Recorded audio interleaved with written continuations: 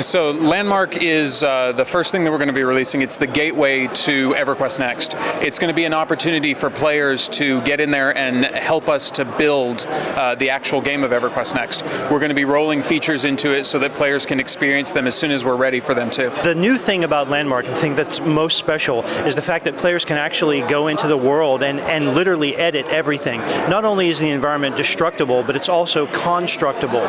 You can take our tool, which works like a game, within the game, and you can build literally anything that you would see. You can reshape the side of a mountain. You can build a giant castle. You can build old historical things. You can copy architecture from the real world or do something completely out of your own imagination.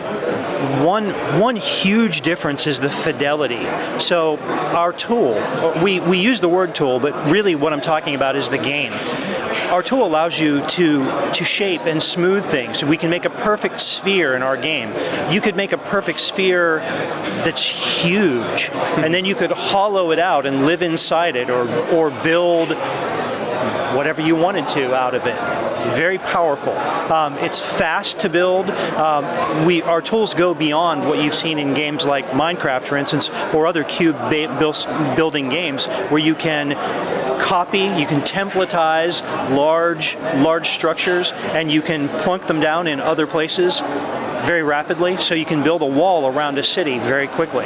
Not only can you share the things that you've built with your friends, but you can build with your friends.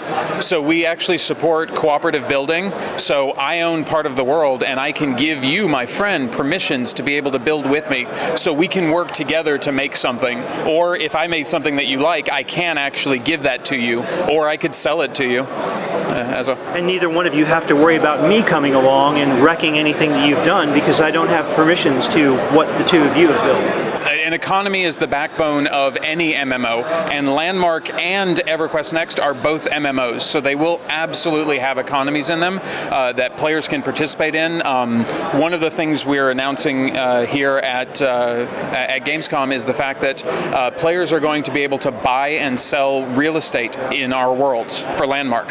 So they'll actually be able to participate in that, and there will be an economy around that amongst the other things that are part of the game as well. So you could claim land in Landmark, and you could build on it, and then you could take it and sell it to someone else. Like in real life? Yes. Exactly. Exactly in real life. Yeah. Cool. Obviously, the world, we have tiers of depth, so the standard overhead map is not something that would work for a game that we're making. We're going to have to deliver something new to players, and we'll be talking about that in the future, the exact details of it, but it's not just going to be a standard overhead map.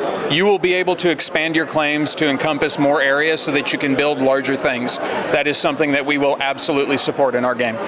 Within a continent, it is completely seamless. But there will be opportunities and there will be places where you will need to zone or load between different, drastically different areas. We haven't announced the details of the size of our world, but the technology would allow for unlimited. Whether or not we do or not is something that we'll announce in the future. I'm very lucky. I got to work on EverQuest back in its heyday. My motivation was that I didn't start out in the business as a game developer. I was the highest level player in the entire world in the game of EverQuest when it was playing in beta. I fell in love with EverQuest as a player, and that's how I got involved in the industry. So for me, it was the realization of a dream opportunity. Working on EverQuest has been literally the foundation of my entire career in the games business.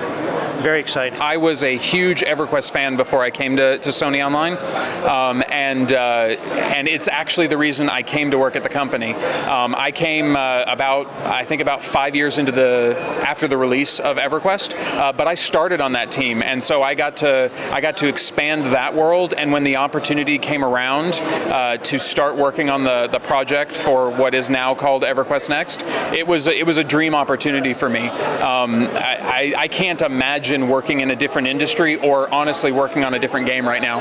This game has all of us, the entire team, extremely excited. The details of the game that we've announced and what we're talking about here, I think it's captured everybody's imagination the same way it captured ours when we first started talking about it. Absolutely. Yeah. We've had ideas for many years, even going back to the original EverQuest, that we're finally beginning to execute on now.